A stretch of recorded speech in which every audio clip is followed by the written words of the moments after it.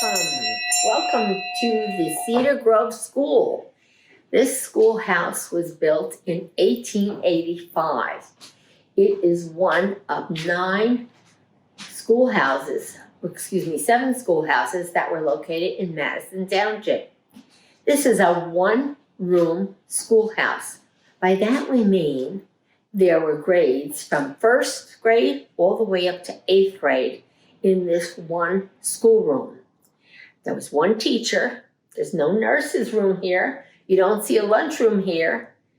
And you do not see a bathroom here. The children would come in from the door over there with their lunch boxes. They were farm children, so they carried their own lunch boxes. A little girl might have a basket like this. A little boy may have a metal lunch box. But you'll notice none of them had a thermos or a water bottle. Not in 1885 they didn't. What they had when they had their lunch break was a bucket of water. And we didn't even have a well on this property. So the custodian, which usually was one of the older students, would get water from the well at the neighboring farm. And when it came time to drink, there was the ladle and everybody took a sip. Did they have germs? Yes, they did. But they shared them. And before you know it, they were immune to each other's germs. So they came to school, I said grades 1 through 8. Now there wasn't always a complete group of 1st graders or 2nd graders. Maybe there was no one in 3rd grade. But we went from grades 1 through 8. Different sized desks for the littlest children all the way to the oldest. Now, some of the older students were quite old for being in 8th grade. Why? Well, they were on farms, and in the springtime, their father would say to them, "No, you're not going to school today. We need help planting seeds in the field." So they would miss that couple of days of school. In the fall, the same thing would happen. They had to be there to bring the harvest in. So we have different sizes of desks and a large variety of ages. But all of the children started out in the beginning with their McGuffrey's primer. As they finished each book, there was one for each grade. When they completed that grade, then they were promoted to the next grade. And this is how it worked in this one-room schoolhouse. The teacher also had to be responsible for having the custodian bring in coal for the coal stove. Our coal stove is way over there. It's a large coal stove. And for a while it was missing, and we didn't know what happened to it. We found out it was in the Hauser's barn, and they donated it back to the school for our use. We have a coal shed outside. And so the custodian had a variety of jobs to do between the water and the coal stove and sweeping up and keeping the room neat and clean. There was a lot of responsibility. And for this, that custodian got $3 a month. Sometimes she would look to ask for a raise, or he would look to have a raise. The children came into school, and they had a certain routine that they had to do. They had to say 5 verses of Bible from the Old Testament, the Lord's Prayer, the Pledge of Allegiance to the flag, and they had to do a patriotic song. Edith Irish gave us this information, and this was in July of 2002. This was still in effect. Edith Irish was a well-loved teacher here. The children were mostly well-behaved. But once in a while, you would get a child that was naughty. And what did the teacher do? She'd say to that child, "You come up here now, and you sit down, and you're going to wear the dunce's cap." So that was punishment. It was like a timeout chair. I have to tell you, I had a little boy in the classroom, and from one of our schools that came here, and I asked him to volunteer. And I didn't know, but he was very bashful and very sensitive. And when I put the dunce cap on him, he started to cry. So now when I ask for a volunteer from the children, I check with the teacher to make sure that child is able to handle the dunce cap.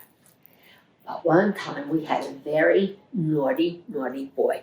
His name was Jack Allen. And Ralph Heiser from Madison-Old, an attorney there, told me about this Jack. He knew him well. Well, Jack was very devilish. And he went down the street to the farm on Amboy Road where Sylvia Marson lives now. And he got a cow. And he brought that cow up the road and brought that cow into this classroom. Well, if you know anything about cows, they do not like to back up. Well, he had to bring that cow all the way down and around to lead it back out again. Well, he was in big trouble. And this is the way the teacher took care of that. This is a hickory stick. Look at the bumps on it. So when you got hit with that, you really felt it. And this was how the teachers would reprimand them. Now, there is a saying, and I'm not a very good singing voice, but they would say, reading and writing and arithmetic taught to the tune of the hickory stick. And of course, you know, the arithmetic is really not starting with an R. The teachers had rules to follow also, besides the children.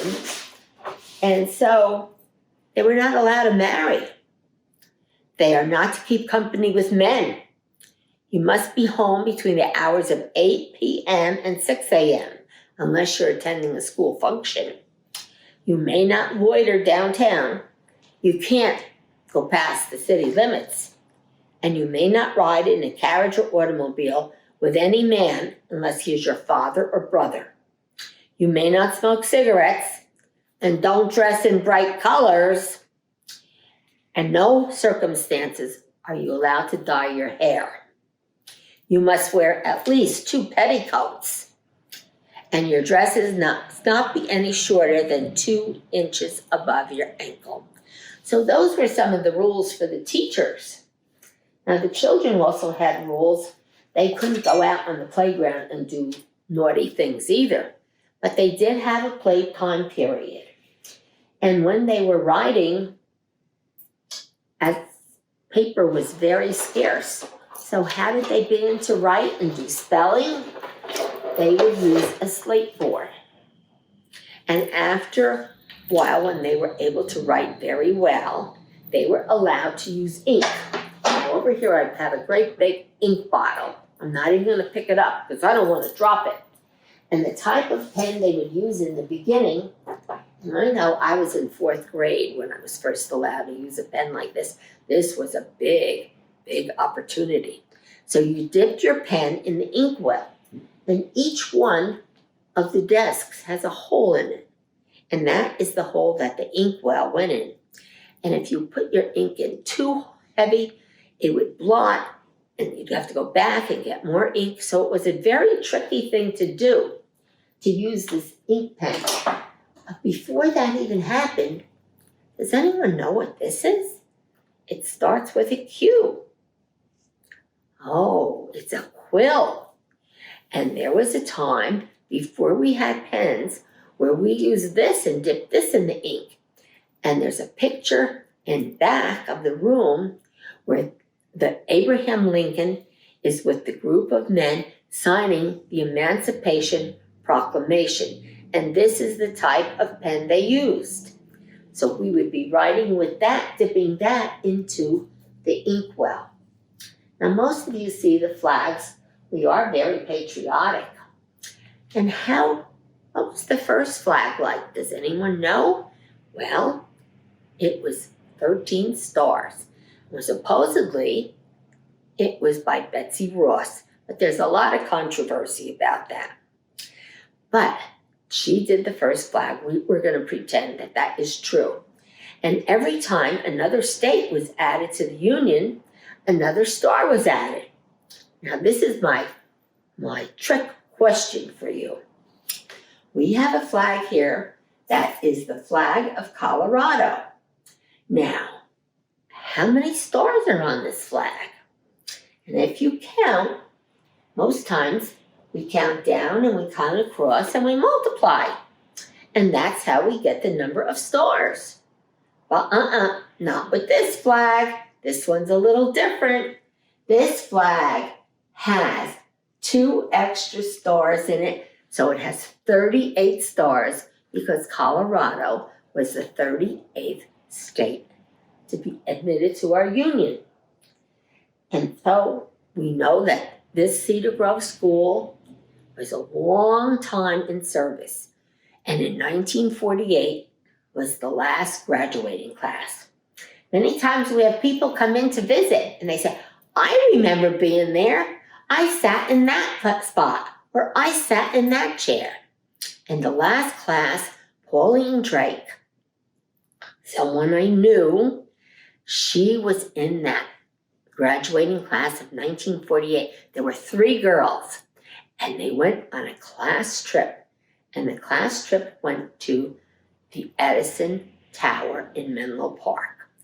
So we've had quite a history in our little Cedar Grove school. But remember, we're located in the Thomas Warne Museum, which is now in Old Bridge Township, and you can come and visit as soon as we reopen. We'd be happy to have you enjoy our one-room schoolhouse. Thank you.